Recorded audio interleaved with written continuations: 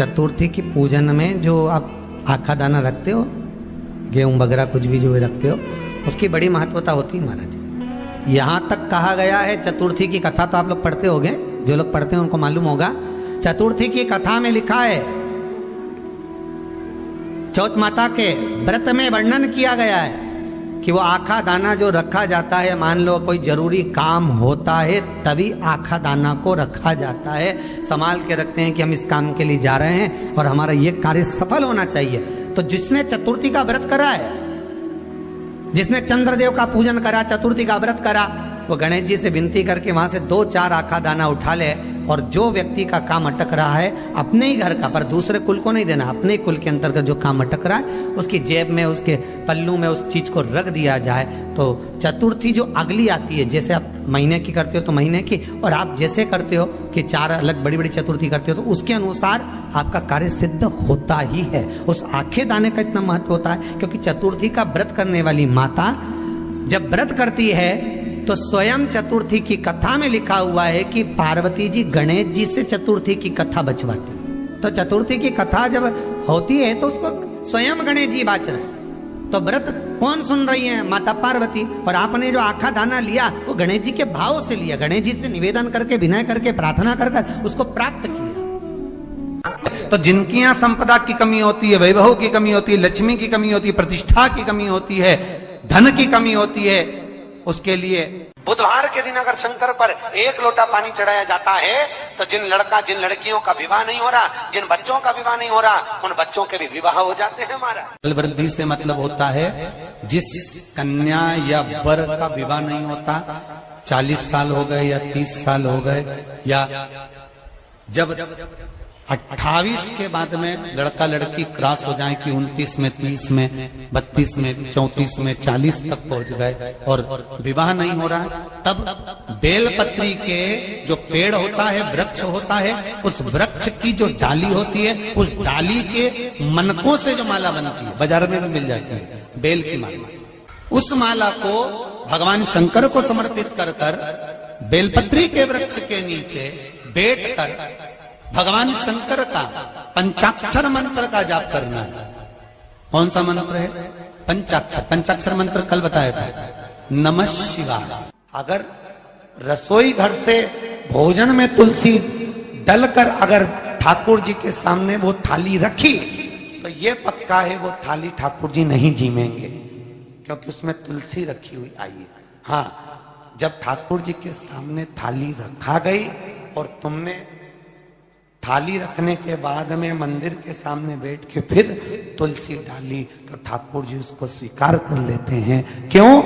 क्योंकि 33 करोड़ देवी देवता एक जगह पर विराजमान हैं। जब हम थाली रखते हैं, प्रथम देव उस भाग को ग्रहण कर ले। जब तक तुलसी डालते हैं, प्रथम देव अपनी दृष्टि हटा लेते हैं। समय होता है, एक टाइम होता है, एक पल होता है, एक घड़ी होती है कि गणेश जी महाराज हमारे घर में आ गए। गणेश जी की सबसे पहली जो आरती हो, उस आरती के समय पर अगर धूप बत्ती जलाई जाए या गोबरी को जलाकर उसमें गूगल छोड़ी जाए और गूगल छोड़ने के बाद गणेश जी का नाम ध्रुम वर्ण कह दिया जाए तो गणेश जी को तुम्हारे घर की पूजा स्वीकार करना पड़ती है। बस वो समय हम जानते। हम तो बस उतना जानते हैं कि शिव महापुराण में लिखा और मुद्गल पुराण में लिखा, गणेश पुराण में लिखा, गणेश जी का एक नाम होता है ध्रुम वर्ण। क्या नाम है? ध्रुम वर्ण गणेश जी का एक नाम होता है। जब हम धूप जलाकर और धूप लगाने के बाद में गणेश जी की सबसे पहली आरती करने के पहले अगर हम सबसे पहली आरती गणेश जी की कर रहे हो, अपने घर में स्थापना कर रहे हो, बिठा रहे हो, और तुम चाहते हो कि गणेश जी मेरे घर में आके मेरी पूजा को स्वीकार करें और जो मांगू मेरा गणेश मुझे दे 10 दिन के अंदर, तो पहला नाम लेकर पुकार लेना ध्रुम वर्ण विनायक, बैठो, बस काम हो गया। वो फिर ही होकर आता। सुंदर जोड़ी थी शंकर और पार्वती की, सही है कि गलत है? कभी नहीं झगड़ते थे। इसलिए पृथ्वी पर ना तो लक्ष्मी जी के व्रत हैं, ना ब्रह्माणी के व्रत हैं, ना इंद्राणी के व्रत हैं। अगर पूरी पृथ्वी पर सबसे ज्यादा व्रत किसके हैं? माता पार्वती। तीज का व्रत किसका? पार्वती का। चतुर्थी का व्रत किसका? पार्वती का। चौथ का व्रत किसका? पार्वती का। छठ का व्रत किसका? पार्वती का। जितने व्रत है सब माता पार्वती। गणेश जी मैया को प्रसन्न करने के लिए अष्ट रूप में धारण करते हैं। 8 रूप भगवान गणेश जी ने धारण किए। एक मयूरेश्वर गणेश, दूसरा सिद्धि विनायक, तीसरा बल्लालेश्वर, फिर वरद विनायक, फिर चिंतामणि, फिर गिरजात्मज, फिर भगवान गणेश विघ्नेश्वर अष्ट विनायक, फिर महागणपति। ऐसे गणेश जी के अष्ट नाम हुए। उस समय तिजोरी के अंदर जो गणेश की प्रतिमा रखी जाती है किस नाम से रखी जाती है? तो तिजोरी में हम जो गणेश की प्रतिमा रखते हैं वो वरद विनायक के नाम से रखते हैं। कौन सा गणेश? वरद। वरद विनायक के नाम से तिजोरी में गणेश रखते हैं। और वरद विनायक के नाम से गणेश जी तिजोरी में रखाते हैं। आपको कथा में कहा था, घर में सीधी सूंड का गणेश और व्यापार व्यवसाय ऑफिस में उल्टी सूंड का गणेश होना चाहिए। वरद विनायक को तिजोरी में। जब मकान का गृह प्रवेश होता है तो गणेश जी की पूजन जो दरवाजे पर करी जाती है उसे सिद्धि विनायक गणेश कहते हैं। कौन सा गणेश? सिद्धि विनायक।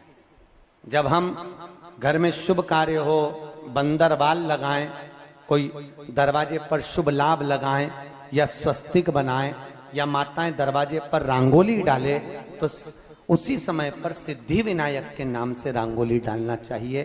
तो घर में लक्ष्मी बढ़ती है, सिद्धता बढ़ती है। याद रखिए, कभी भी गणेश जी को, मिट्टी के गणेश जी लाते हो भादो महीने में, तो विसर्जन करो तो विसर्जन के समय पर 2 बिंदी, एक कंकु की एक हल्दी की, दीवार पर जरूर लगा देना चाहिए। क्यों? क्योंकि गणेश जी हमारे यहाँ आते हैं तो रिद्धि सिद्धि के साथ आते हैं।